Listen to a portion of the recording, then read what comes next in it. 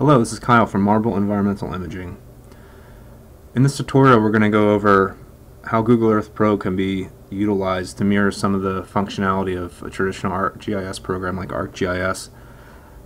This tutorial is running in coordination right now with the bulletin that we have up and our past bulletin we have about how Google Earth Pro can be used to, or some of the benefits that can be realized by doing this. So we're going to walk through some of the steps that we utilize in terms of migrating from a traditional GIS system like ArcGIS into Google Earth Pro. Google Earth Pro is not what is considered to be a traditional GIS system. However, it does have a lot of the basic functionality that ArcGIS does have. So when you're looking at your needs, the things that you need to accomplish by your mapping system, if they're fairly basic, Google Earth Pro may be a good match for you. And we'll talk about this in terms of importing spatial data. So Google Earth Pro has the ability to do that, and it can import a variety of different spatial formats.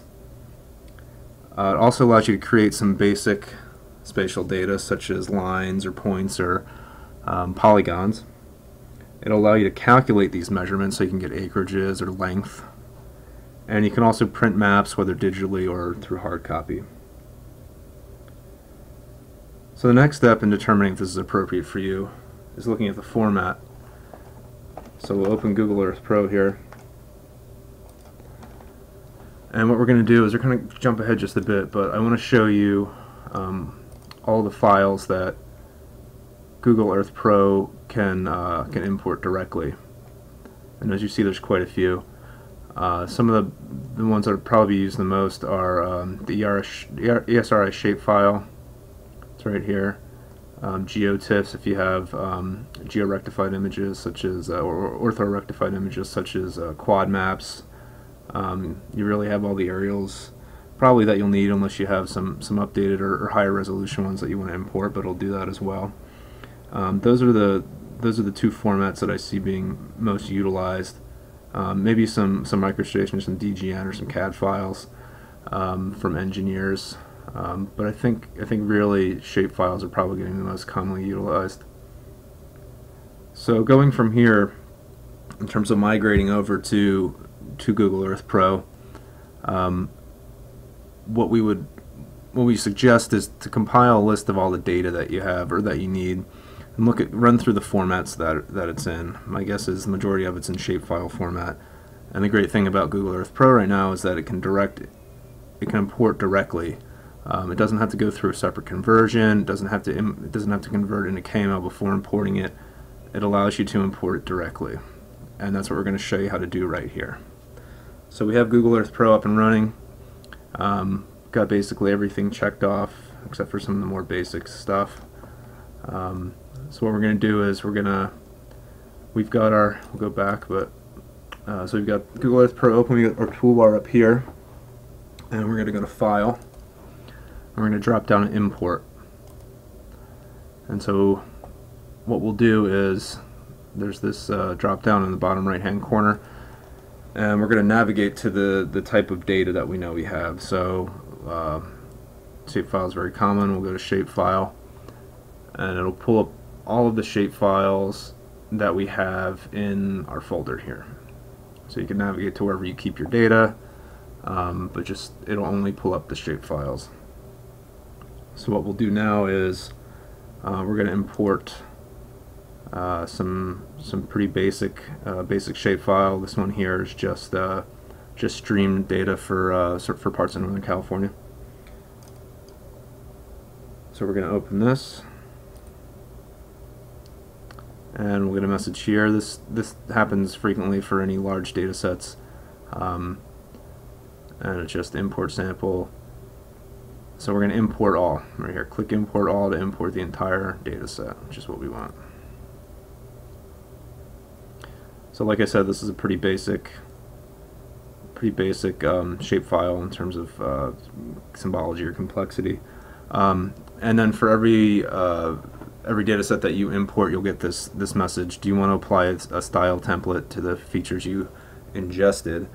And the short answer to this is if you hit no, the program will automatically assign color based on a feature class. I'm sorry, based on a field. If you click yes, you can customize how you want things to display in terms of symbology and color. So for this one, because it's basic, we'll just hit no, and the computer or the program will automatically assign.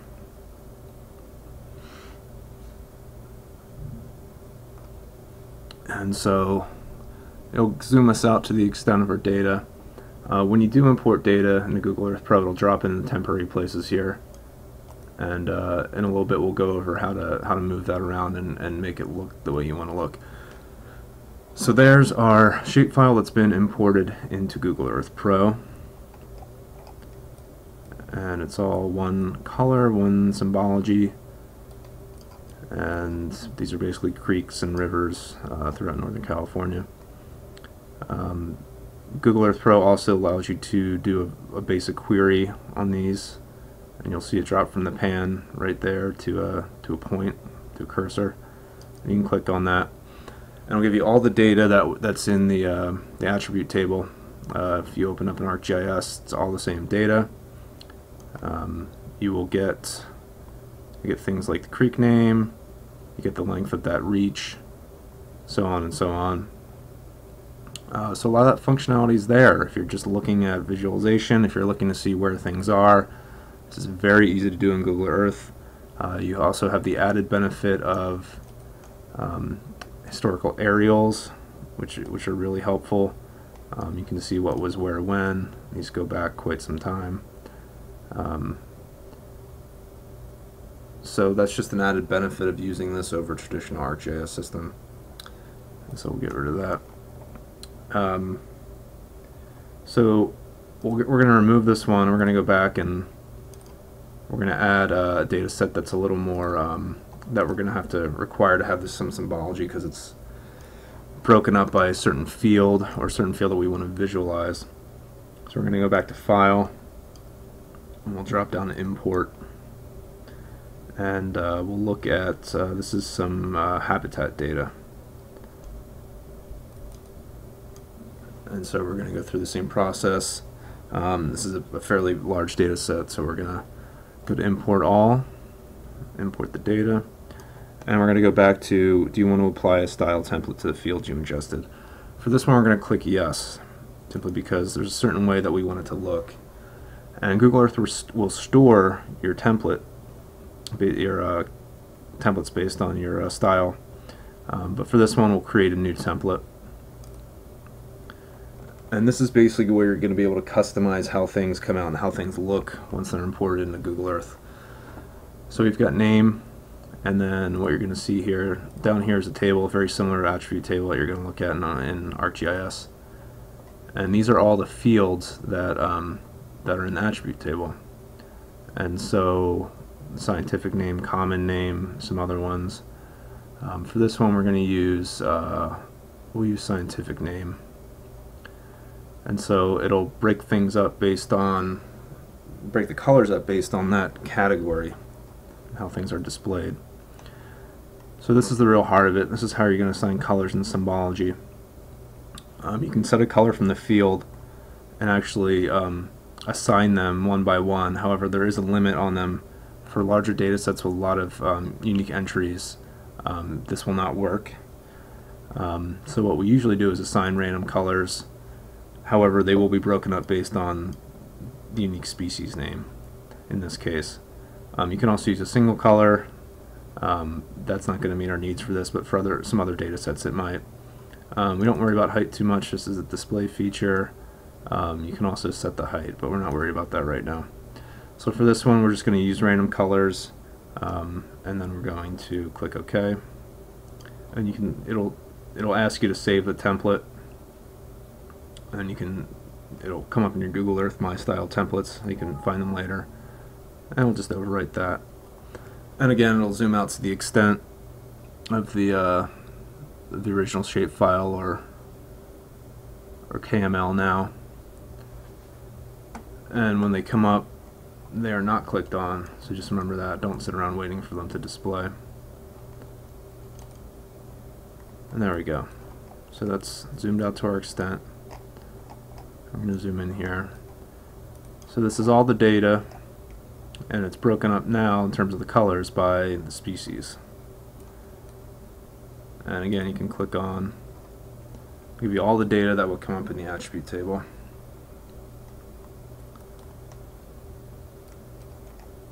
Zoom in here so we can show you a little better.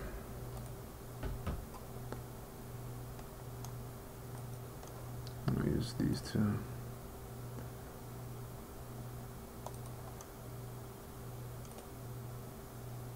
So we both have, you can see how the colors are broken up here. These two are identical right here. These are both for a unique specific fish species. And so again, it's broken up by the way we wanted it, by the species name. So now that we have that, it's displaying the way we want to do it. We can also, you can save this place as, you can actually save it as a KMZ file or a KML. And just save it to where you want it. This will just make it easier to, you can find it, navigate to it, you can send it, so you don't have to go through the process of importing it and everything. So we'll just do that, and so that's saved now. So in terms of migrating from something like ArcGIS to Google Earth Pro, a lot of people are looking for same type of visualization in terms of the table of contents and how data is displayed, how it's accessible. And so the best way to look at this as your places here, we're going to look at that as a table of contents for in ArcGIS. And it's set up a very similar way. There's folders, and then there's your data, and then there's a checkbox. In terms of the way it looks and functions, it's very, very similar to ArcGIS. So getting used to that is not a problem. And so what I'll do is I'll show you how to add folders, and then you can place your data in there in your unique folders. So in order to do that, we'll go to Add, and we'll drop down to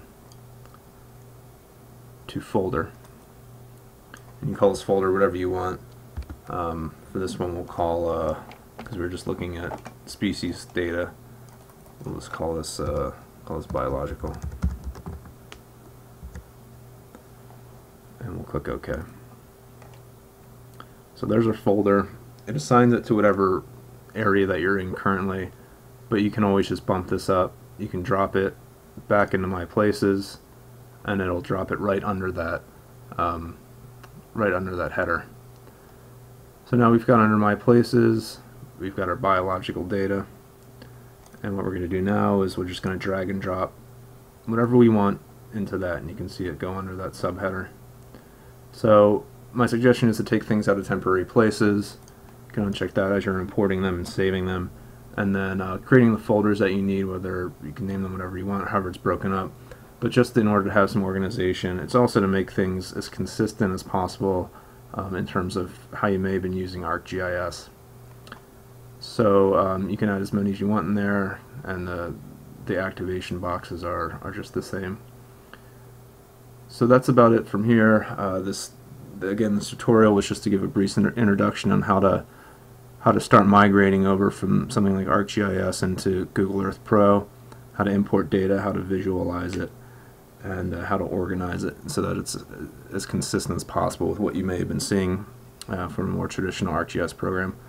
Please come visit us. We're at marbleenvironmental.com, and please come check out our bulletin. We go into some more detail about this, and have a great day. Thank you.